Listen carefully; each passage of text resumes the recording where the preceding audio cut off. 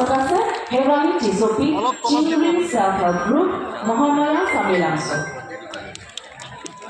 Hello. Oh, howdy. Now, please, I don't want to.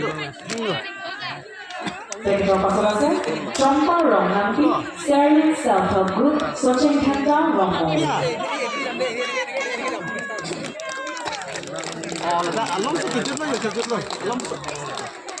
তেখেতৰ পাছত আছে কাৰেণ্ট টিছপি ৰাজেন্দ্ৰ আতেৰা সেল্ফ হেল্প গ্ৰুপ দক্ষকা এমপি দক্ষকা। আমাৰ প্ৰথম প্ৰশ্ন ৰেজাউল কৰিম চৰকাৰ আমচুৰ যিজন নতুন কংগ্ৰেছত যোগদান কৰিছে তেওঁ কৈছে আপাৰ আছামকো তেওঁলোকে ধুবুৰী বৰপেটাৰ ঘোষণা কৰিছে।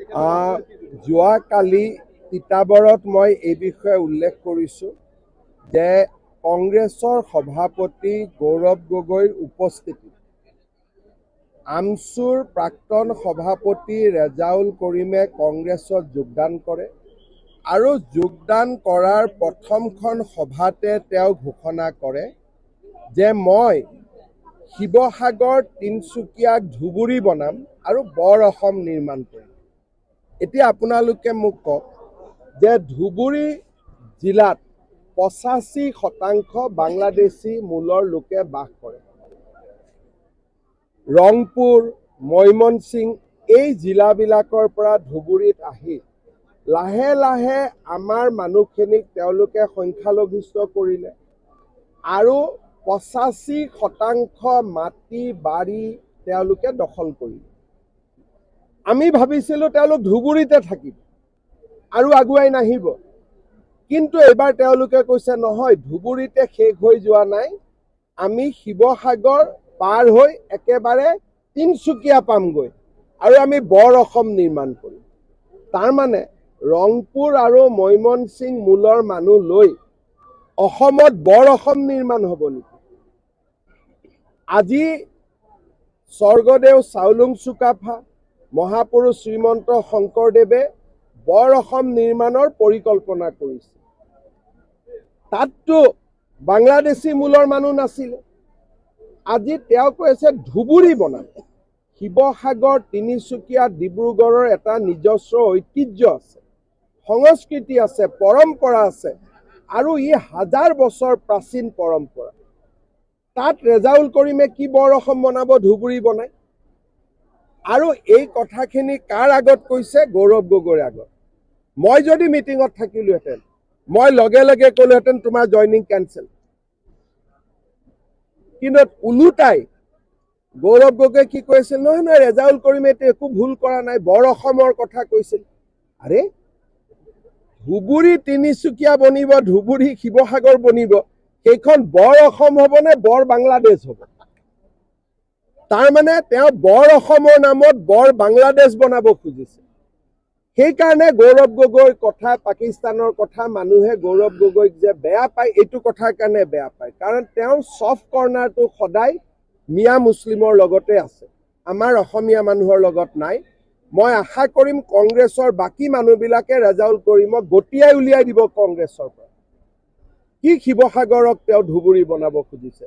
ধুবুৰী মানুহে গ'লে মোৰ ওচৰত কান্দে যে আপোনালোকে জানি আচৰিত হ'ব যে ঈদৰ সময়ত মই ধুবুৰীত গৈ পাব লাগে, নহ'লে গৰু মাংস মানুহৰ ঘৰে ঘৰে পেলাই দিয়ে। এইবাৰো আপোনালোকে জানিছে যে ঈদৰ সময়ত 55,000 কেজি, 100 কেজি বা 1000 কেজি, মোৰ ভুল হ'ব পাৰে, গৰুৰ মাংস অকল ধুবুৰী চহৰতে তেওঁলোকে কিনিছে, খাইছে, য'ত নেকি হিন্দু মেজৰিটি। মানুহে কান্দিছে, মই গৈ ধুবুৰীত শ্বুট এণ্ড চাইট অৰ্ডাৰ দিবলগীয়া হৈছে। আৰু সেই ধুবুৰীখন যদি শিৱসাগৰত হয়, সেই ধুবুৰীখন যদি তিনিচুকীয়াত হয়, অসমখন অসম হৈ থাকিব নেকি? ৰেজাউল কৰিমে যদি এইবিলাক কথা উদ্ৰ নকৰে তেতিয়াহ'লে ময়ে ব্যৱস্থা ল'ব লাগিব। ছাৰ, কালি শিৱসাগৰত অখিল গগৈ এটা কথা কৈছে, ছাৰ অখিল গগৈ এটা কথা কৈছে যে বিজেপিৰ 5-6জনকৈ MLA অতি শীঘ্ৰে ৰাইজৰ দলত যোগদান। আমি আন্তৰিক শুভেচ্ছা জনাইছোঁ। ক'ৰবাত অলপ মাটিৰ গণ্ডগোল আছে নহয়, ফৰেষ্টৰ গণ্ডগোল, অলপ মানুহৰ মাটিৰ গণ্ডগোল হৈ যাব, PGR VGRও হৈ যাব লাহে লাহে আমি না আমাৰ মেইন কথাটো আছিল যে আমি হাইকোৰ্টত এফিডেভিট দিম কাউন্সিলে অলৰেডি এফিডেভিট দি দিলে এফিডেভিটৰ কপিও আপোনালোকে CMৰ পৰা লৈ ল'ব আমি যেনেকে প্ৰতিশ্ৰুতি দিছিলো যে 5 তাৰিখৰ ভিতৰত আমি এফিডেভিট দি দিম আমি এফিডেভিট দিলো আপোনালোকে কপি CMৰ পৰা লৈ ল'ব বাবা এইটো হাইকোৰ্টত এতিয়া আমি পিটিশ্যন দিছো হাইকোৰ্টক আমি এপ্লাই কৰিছো যে জানুৱাৰীৰ ভিতৰতে যাতে শুনানি হৈ যায় আৰু কিন্তু VGR PGR যিবিলাক গভৰ্ণমেণ্ট অফিচ আছে সেইবিলাক আমি সব উদ্ৰ কৰি দিম এতিয়া মই 14 তাৰিখে ডিফুত আহিম কাউন্সিলৰ লগত আলোচনা কৰি যি কাম কৰিব লাগে আমি কৰি ল'ম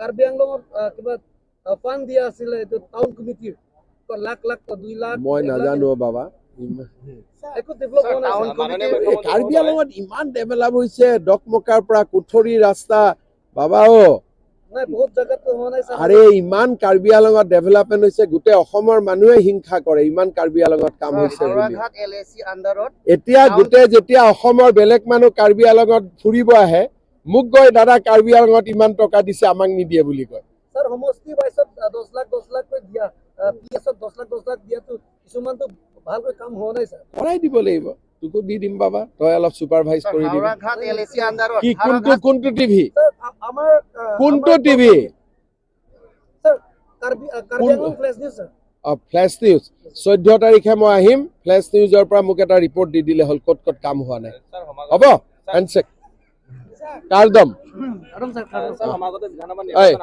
MP সাহেব ফ্লেশ নিউজক 14 তাৰিখে মোক লগ কৰাই দিব নৱপ্ৰজন্ম আৰু মহিলা প্ৰধান্য পাব কাৰ্বি আংলঙৰ যিটো 5টা সমষ্টি আছে নৱপ্ৰজন্মক এবাৰ কাৰ্বি আংলঙতো আমি নতুন প্ৰজন্মক আগভাগ দিম কিন্তু কাৰ্বি আংলঙত MLA-তকৈ কাউন্সিল ইলেকশ্যনটো বেছি ইম্পৰ্টেণ্ট গতিকে কাউন্সিলতো এবাৰ সিটো বাঢ়িব 44 হ'ব গতিকে কাৰ্বি আংলঙত এবাৰ নতুন বহুত মহিলা আৰু যুৱক ওলাই আহিব আৰু এটা কথা দেখা পোৱা গৈছে ইয়াত মূল্যবৃদ্ধি যথেষ্ট কাৰ্বি আংলঙত যদি আমি বিলাহী বাহিৰত বেলেগ ডিষ্ট্ৰিক্টত নগাঁও জিলাত কিনিব যাওঁ 20 টকাৰ পৰা 30 টকালৈ কিন্তু কাৰ্বি আংলঙত 80 টকাৰো অধিক কাৰণ ইয়াত এটা দলে কোনো পাৰ্টিকুলাৰ কিছুমানে ইয়াত মিলি পেলাই এটা খুব বিয়াগুম ঠিক আছে এটা কাম কৰিব 14 তাৰিখে মই আহিম মোক অলপ গোপনীয়কৈ বস্তুটো লিখি দিব মই ব্যৱস্থা ল'ম আৰু সমবায় সমিতিসকল কি ফিংগাৰপ্ৰিণ্ট দিয়াৰ লৈ পেলাই যথেষ্টখিনি অসুবিধাৰ মোক গোটেই কথাখিনি এবাৰ 14 তাৰিখে মই ৰাতি থাকাকৈ আহি মোক লিখি দিব ফ্লেশ নিউজ জিন্দাবাদ হা বাবা ঠিক আছে গৈ থাকো সকলোকে ৰাম